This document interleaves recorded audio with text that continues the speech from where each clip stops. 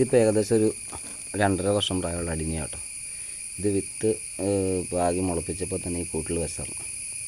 ഇപ്പോൾ അതിൻ്റെ കവർ കണ്ടോ, അത് വലിപ്പം കൂടി ഇപ്പോൾ പൊട്ടി 2 ദിവസമായിട്ട്. അപ്പോൾ അതിനൊന്ന് പറിക്കാമെന്ന് പറഞ്ഞായിരുന്നു. അപ്പോൾ ഞാൻ ഗ്രാഫ്റ്റൊക്കെ ചെയ്തിട്ടുണ്ട് തന്നെ.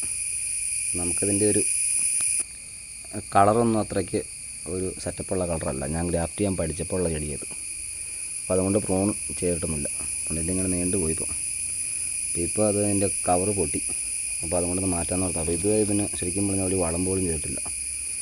അതേപടി ഈ നട്ടപ്പോഴുള്ള പോട്ടി മിക്സ് തന്നെയാണ്. ഏകദേശം 2.5 വർഷമായിട്ട് ഇതിൻ്റെ അകത്ത് തന്നെ നിൽക്കുവാണ്. അപ്പോൾ ഇതിൻ്റെ ഒന്ന് പറിച്ചിട്ട് നമുക്ക് സ്ഥിതി നോക്കാം എങ്ങനെയാണ്. ഞാനതിൻ്റെ പോട്ടി മിക്സൊക്കെ ഇളക്കി കേട്ടോ. ഇപ്പോൾ കവറിൽ നിന്ന് ഊരി എടുത്തിട്ടുണ്ട്. അപ്പോൾ ഇതാണ് ഇതിൻ്റെ നിലവിലുള്ള കോഡക്സിൻ്റെ വലുപ്പവും ഷേപ്പൊക്കെ. ഇപ്പോൾ ഏകദേശം ഇത് 2.5 വർഷം കൃത്യമായിട്ടുണ്ട്. ഇതുവരെ പിന്നെ ഇതിനൊരു വളം പോലും ചെയ്തിട്ടില്ല, നട്ടതെന്നല്ലാണ്ട് തന്നെ. അപ്പം ഞാൻ ഒന്ന് കഴുകി കാണിച്ചു തരാം ഇത്. അപ്പം ഞാനിതിനൊന്ന് കഴുകിയെടുത്തിട്ടുണ്ട് കേട്ടോ. ഇതിൻ്റെ കോഡക്സ് ഉണ്ട്, നല്ല വലുപ്പം വെച്ചിട്ടുണ്ട്. ഈ ഒരു കണ്ടീഷനിലായി.